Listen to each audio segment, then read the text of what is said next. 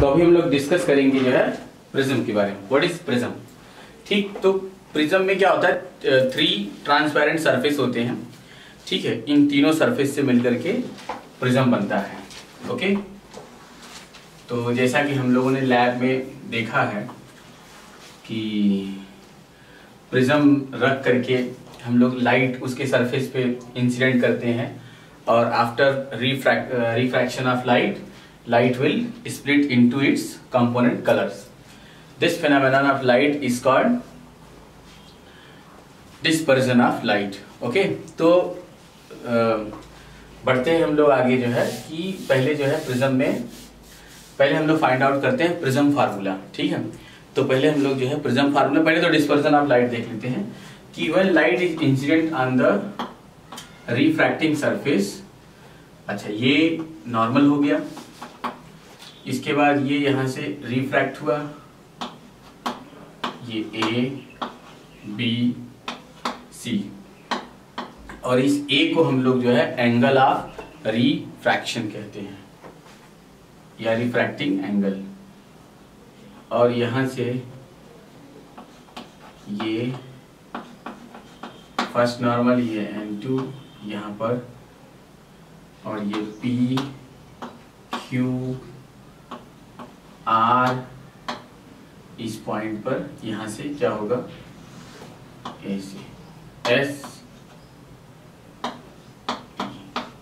ठीक है, तो ये हो गया एंगल ऑफ इंसिडेंस I, और ये हो गया एंगल ऑफ रिफ्रैक्शन R1, और ये हो गई, अगर मैं इसको R2 ले लेता हूं। ठीक है, तो यहां से हमें जो है ये सारा पूरा डायग्राम दिख रहा है कि ये ऐसा रिफ्रैक्ट होकर चला गया, और जो ये वाली एंगल है ये हो गया एंगल ऑफ इमर्जेंस। ठीक है, तो यहाँ ABC हो गया। अभी हम लोग फाइंड आउट करेंगे प्रिज्म फार्मूला। ठीक है, तो आप लोग जो है डायग्राम बनाना स्टार्ट करें। तो प्रिज्म फार्मूले में जो है हम लोग बढ़ते हैं आगे। पहली बात तो इसके पहले क्या था कि लाइट जब इंसिडेंट होती है किसी प्रिज्म के सरफेस पर, तो then it will split into its 7 components colours. ठीक है,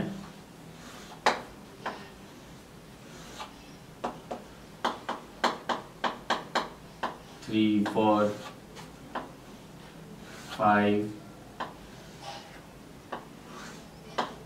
1, 2, 3, 4, 5, 6, और ये लास्ट 7। ठीक, तो ये यहां से जो है विबग्योर बनता है। कैसे?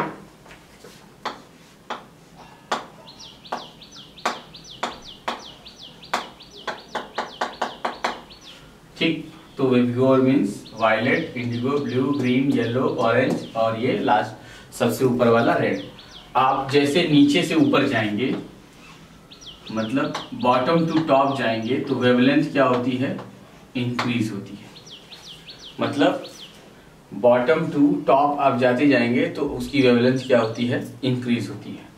और अगर आप टॉप टू बॉटम आएंगे तो उसकी क्या होगी, अगर आप जो है टॉप टू ऐसा बॉटम आए तो उसका वेवलेंथ क्या होगा, डिक्रीज होता चला जाएगा। और नीचे से ऊपर आएंगे तो वेवलेंथ क्या होगा, बढ़ेगा।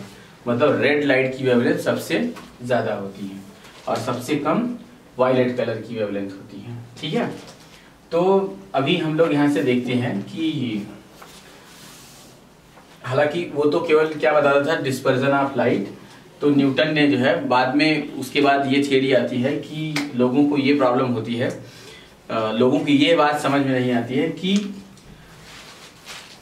ये लाइट में 7 कलर होते हैं या ये जो प्रिज्म है ये प्रिज्म 7 कलर बना रहा है, इसके कारण 7 कलर बन रहा है। तो इसका कोई मतलब प्रॉपर आंसर नहीं था कि लाइट में 7 कलर होते हैं या प्रिज्म जो है 7 कलर बनाता है। बाद में इसका जो है आंसर न्यूटन ने जो है कैसे दिया, उन्होंने 2 प्रिज्म को, एक प्रिज्म को जैसे रखा था वैसा था जैसे कि ये, और दूसरा प्रिज्म क्या रखा, ठीक है, जस्ट इन्वर्टेड, जैसे था उसका उल्टा रख दिया। तो उन्होंने रख करके ये पाया कि ये यहाँ से 7 कलर में तो ब्रेक हुआ, लेकिन यहां से जाकर के सब की सब, ठीक है, इसमें 7 कलर्स हैं, ठीक है, और ये इसके अंदर 7 कलर्स हैं, और ये लाइट जो है क्या हो गई, चली गई। मतलब कि लाइट इंसिडेंट हुई और जो है 7 colour split into it's components colours, 7 component colours, और इसके बाद रिकम्बाइंड होकर के सिंगल कलर बन गई, मतलब व्हाइट लाइट बन गई। यहां से हम लोगों ने ये आंसर पाया कि अगर ये लाइट 7 कलर में ये प्रिज्म इसको स्प्लिट करता है, अगर इसके अंदर अगर ये 7 कलर बनाती होती तो ये जब यहां से ये लाइट रिफ्रैक्ट होती तो फिर से कुछ न कुछ नया और हो जाता। मतलब इसको रिकॉम्बिनेशन की बजाय ये कुछ और कलर दिखाता, कुछ और हो सकता था अगर ये बनाता तो। इसका मतलब कि ये प्रिज्म जो है लाइट को बनाती नहीं है, मतलब किसी भी कलर में इसको प्रिपेयर नहीं करती है, उल्टा जो है लाइट में ही 7 कलर होते हैं। ठीक, यहां से हमें एक बात क्लियर हुआ कि लाइट जो व्हाइट लाइट होती है उसी में 7 कलर होते हैं। तो हमें उसका आंसर यहां से मिला, जो कि न्यूटन, सर आइजैक न्यूटन ने इसका आंसर क्लियर किया। उन्होंने 2 प्रिज्म को, एक को सीधा दूसरे को इन्वर्टेड करके ये आंसर दे दिया। ठीक है, तो वहां से ये जो है डाउट सबका सॉल्व हुआ। अब हम लोग बढ़ते हैं थोड़ा सा जो है प्रिज्म फार्मूला की तरफ। तो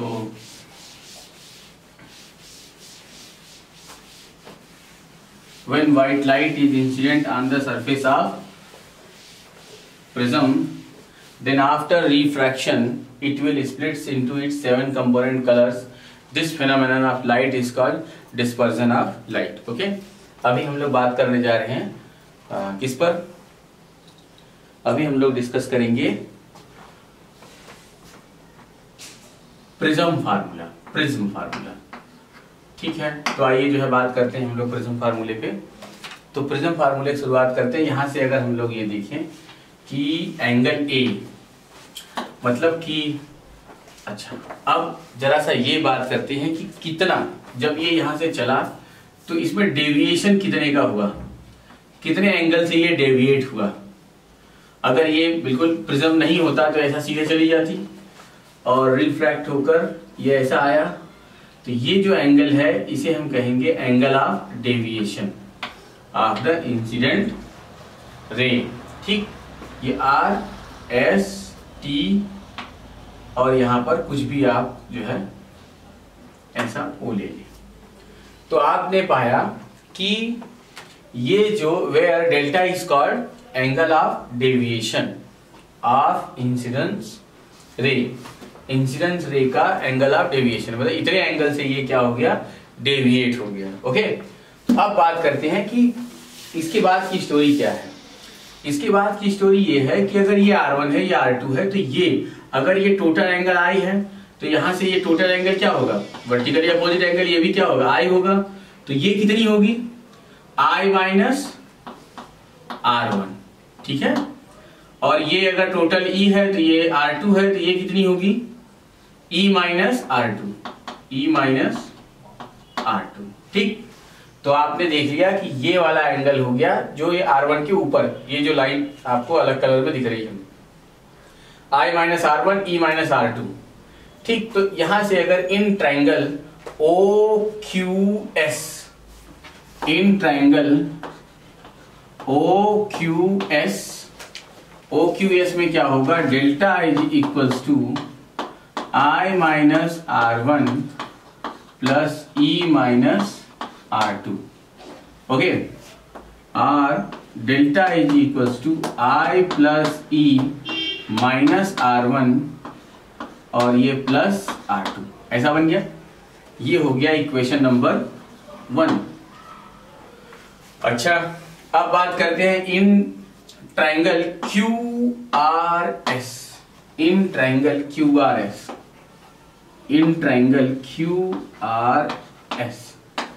ठीक, तो in triangle QRS means R1 plus angle QRS plus R2 is equals to 180 degree, and in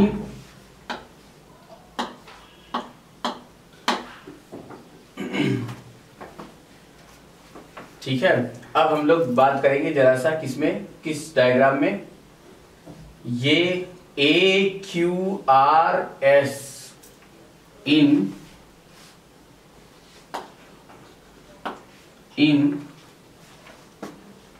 A Q R S,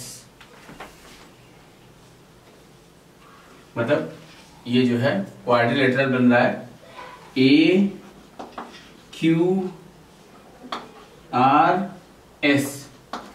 अब अगर मैं ए क्यू आर एस की बात करूं तो यहां से आप देखें तो ऐसा जो है क्वाड्रिलेटरल ट्रायंगल तब बनता है जैसे कि आप जो है आपने ये सर्कल पढ़ा होगा। सर्कल में क्या होता है कि जब किसी दो पॉइंट पर टेंजेंट डाले जाएं, ठीक है, तो यहां पर जो है क्वाड्रिलेटरल ट्रायंगल बनता है। ठीक है, तो angle O and angle R, मतलब एंगल ओ प्लस एंगल जो आर होगा उसका सम कितना होता है 180 डिग्री, और ये 90 और ये 90। तो आप जरा सा यहां से देखें, अगर मैं यहां से एक आपको दिखाऊं जो है तो आपको दिख जाएगा कि ये यहां से अगर आप इसे देखें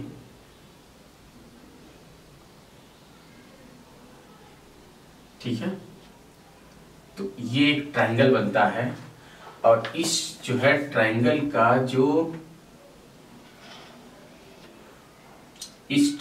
जो सेंटर होता है वो होता है पॉइंट आर।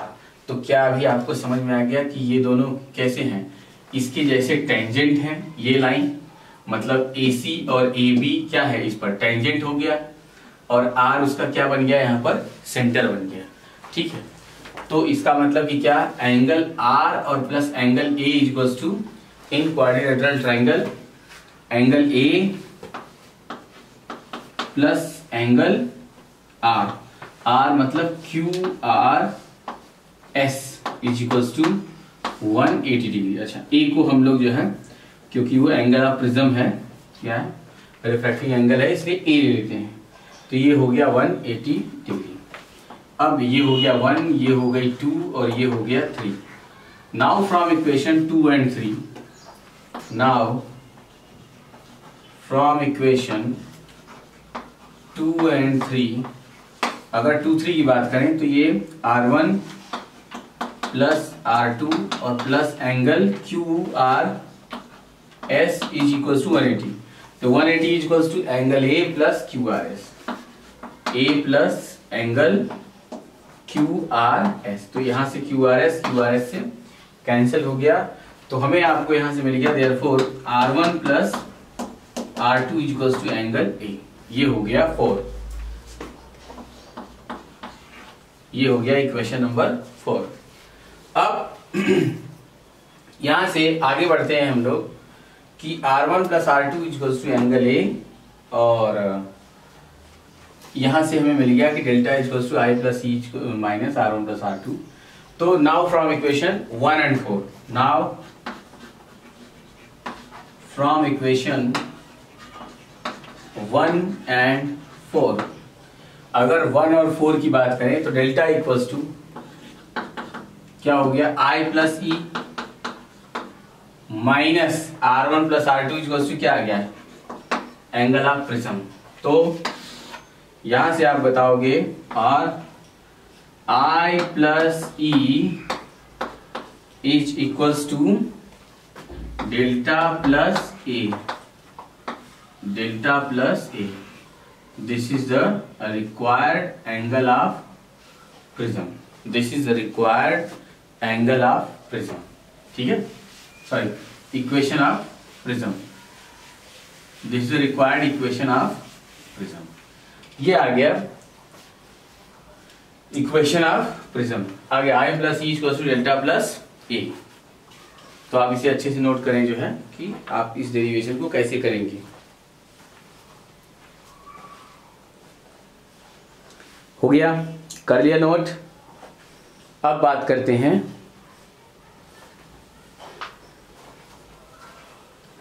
अब हम लोग बात करते हैं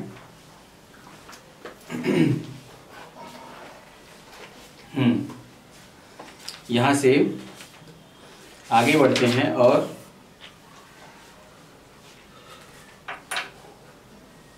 ठीक,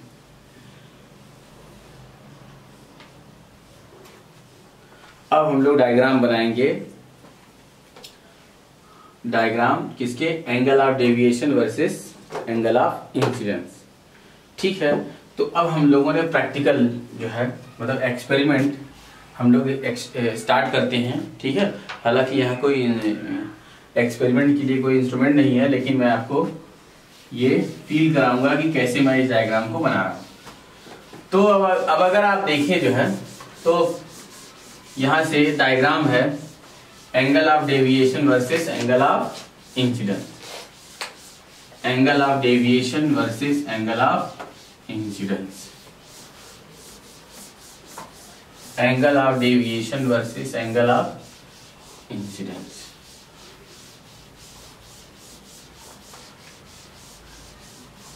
ठीक है, तो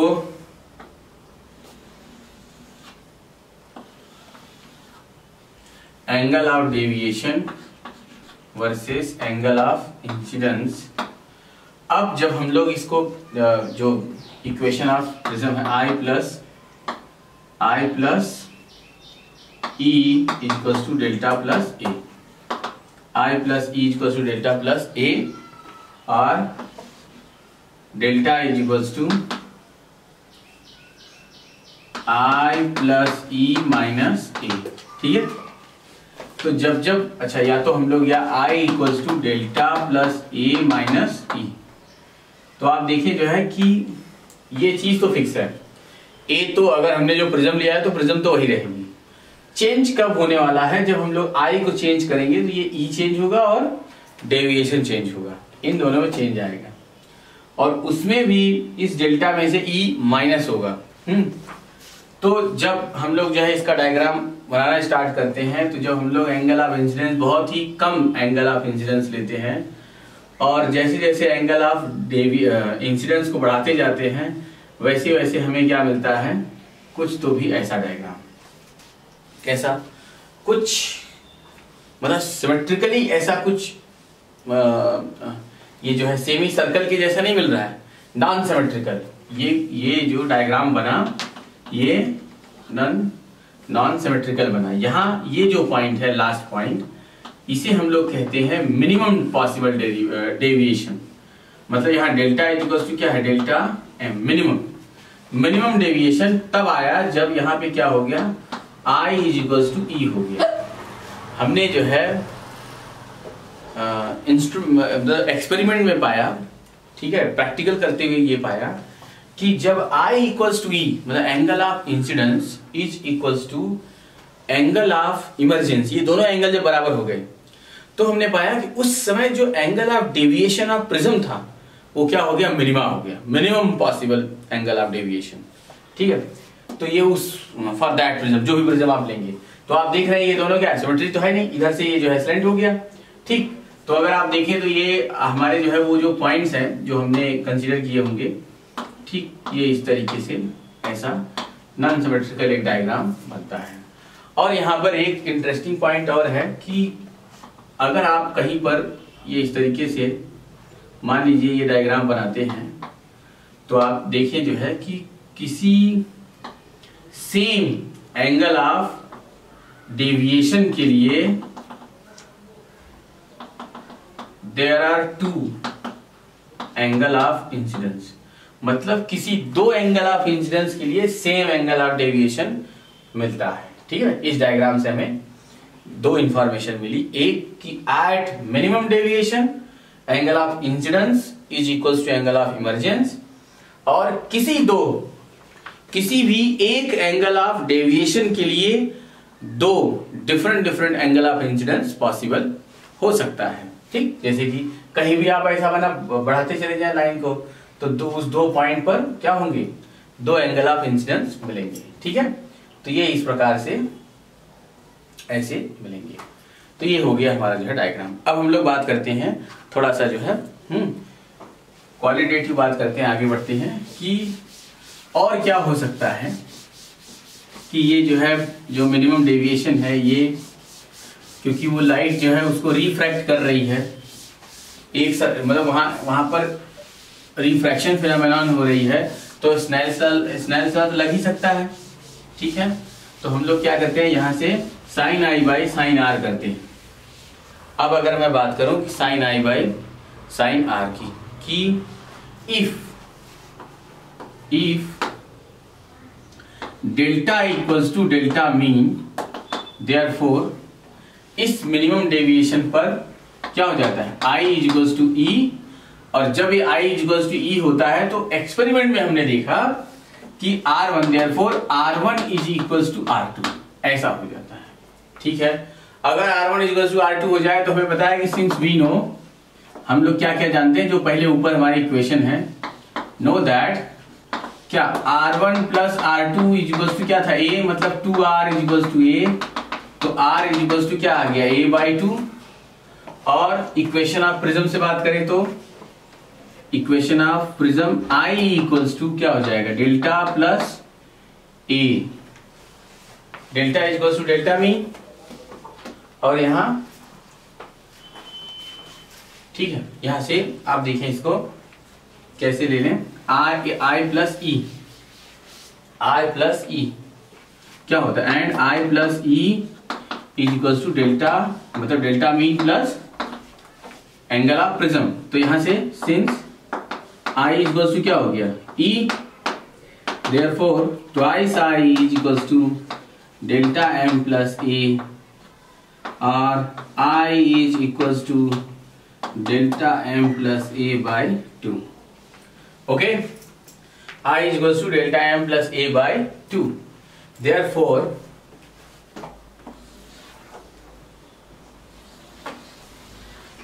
okay. अब बात करते हैं now applying Snell's law. Now applying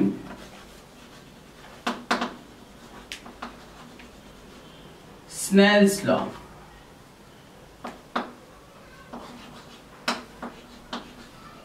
अब स्नेल्स लॉ क्या है, sine I by sine R is equals to μ2 by μ1। तो μ2 क्या है एंगल ऑफ प्रिज्म, और μ1 क्या होगा एयर, तो इसलिए 1 हो गया। और या हम लोग जो है μ21 भी ले सकते हैं, ऐसा कुछ नहीं, μ21 refractive index of second medium with respect to first medium. तो और μ21 क्योंकि वो जो प्रिज्म है वो कहीं रखी भी जा सकती है किसी मीडियम में, लाइक वाटर या समथिंग, कुछ भी ग्लास में, किसी दूसरे मीडियम में, ग्लास तो है ही, मतलब वाटर में रखी जा सकती है और तब रिफ्रैक्शन कराया जाए तो न्यूमेरिकल में आपको काम आएगा ये। तो साइन आई की बात करते हैं, साइन आई इक्वल्स टू क्या बना, क्या मिल गया आपको delta m plus A/2 upon sine R is equals to A/2 आ गया आपका। ठीक है, अब बात करते हैं कि if prism is very thin, for thin prism